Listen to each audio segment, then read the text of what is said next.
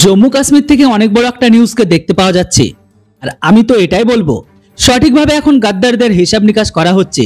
আর এরা সেই সমস্ত গাদ্দার যারা তাদের রেশনের জন্য ভারত সরকারের কাছে হাত পাতে, তো বাফাদারি দেখায় জিহাদিদের প্রতি। একবারের জন্য হলেও সাপকে বিশ্বাস করতে পারবেন, কিন্তু ইসলাম প্রোডাক্ট গ্রহণকারীদের কখনোই না। কেননা এরা আইন বোমার থেকে কোনো অংশে কম না। এরা যে কোনো সময় যে কোনো জায়গায় ব্লাস্ট হতে পারে, সাবধান। আর ঠিক এদেরই কারণে আজকের দিনে সিআরপিএফ থেকে শুরু করে বিএসএফ পর্যন্ত নিজেদের প্রাণকে বাজি রেখে সমস্ত জায়গায় ডিউটিকে করছে। যদি ভারতের ভেতরে আজকের দিনে ইসলাম প্রোডাক্ট গ্রহণকারী ব্যক্তি নাই থাকতো আর এই সমস্ত গাদ্দারগুলো না জন্মাতো, তাহলে আজকে আমরা ইউরোপ আর আমেরিকার থেকে অনেক আগে থাকতাম। কিন্তু আজকের দিনে ভারতের ভেতরে নিজেদের লোকেদের মারার লোকের কোনো অভাব নেই। যেটাই হোক, দেরিতে হলেও তারা এখন সেনাদের হাতে লাগছে। এখন শুধু তারা নয়, তাদের ফ্যামিলিকেও এর কর্মফল ভোগ করতে হবে। হ্যাঁ বন্ধুরা, ভারতীয় সেনার সার্চ অপারেশনের সময় কিছু গাদ্দার সেনার হাতে লাগে, এখন মন্ত্রণালয় এদের ওপর কানুনি কারবাই করবে। বন্ধুরা, অনেক বড় একটা খবর, এই খবরটিকে শেষ পর্যন্ত দেখুন। আর হ্যাঁ, এখনো পর্যন্ত আপনারা যদি চ্যানেলটিকে সাবস্ক্রাইব করে না থাকেন, তাহলে অবশ্যই সাবস্ক্রাইব করুন।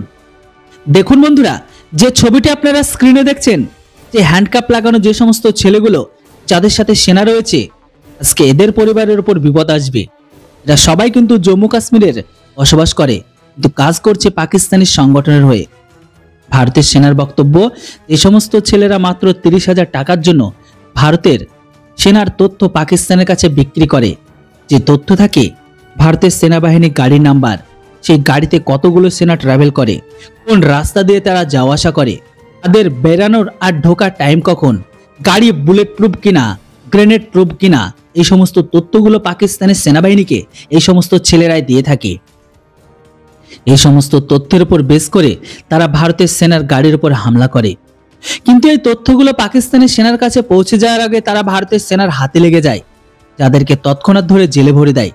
কিন্তু পরে এদেরকে ভেরিফাই করার সময় এদের কাছ থেকে কিছু ক্রিস্টাল, 30,000 ক্যাশ এদের কাছে থেকে পাওয়া গেছে, যেগুলো তথ্য পাওয়ার জন্য পাকিস্তানের তরফ থেকে এদেরকে দেওয়া হয়েছিল। যদিও কাজ তো পুরো হয়নি, কিন্তু সেনার মন্ত্রণালয় এদের পরিবারকে কাজে লাগিয়ে দিয়েছে। বলা হচ্ছে, মন্ত্রণালয় একটি আইনকে পাস করেছে যে কোনো ব্যক্তি যদি দেশদ্রোহী বা সেনাদ্রোহী কাজ করে আর তাকে শাস্তি দেওয়া তো হবেই, প্লাস এর সাথে সাথে তার সাথে যদি তার ফ্যামিলিও যুক্ত থাকে, তাহলে সেই ফ্যামিলিরও পুরুষ সম্পত্তিকে বাজেয়াপ্ত করে দেওয়ার আদেশ পাস হয়ে গেছে। এর আগে আমি আপনাদের বলেছিলাম, জয়শঙ্কর সাহেব সোজা বিদ্রোহীদের খিলাফ কারবাইয়ের আদেশ দিয়েছে, যেখানে অমিত শাহ, রাজনাথ সিং আগে নির্দেশ দিয়েছে যে বা যারা সেনার সাথে বিশ্বাসঘাতকতা করবে সে কখনো কারো হতেই পারে না। আর এমন লোকেদের আমাদের কোনো প্রয়োজন নেই। বলা হচ্ছে যে ব্যক্তিগুলো এরকম কাজ করতে গিয়ে ধরা পড়েছে, তাদের ফ্যামিলিরা যদি এই কাজের সাথে যুক্ত থাকে, তাহলে এদের সবার সম্পত্তি আর ঘরবাড়ি সবকিছু সিজ করে দেওয়া হবে, এমনকি তাদের জেলেও পাঠানো হবে। বন্ধুরা, এবার আপনারাই বলুন, এমন লোকেদের প্রকাশ্যে রেখে কি লাভ? যাদের রক্তে রয়েছে গাদ্দারি, এরা দেশের হিত সম্পর্কে কিবা ভাববে?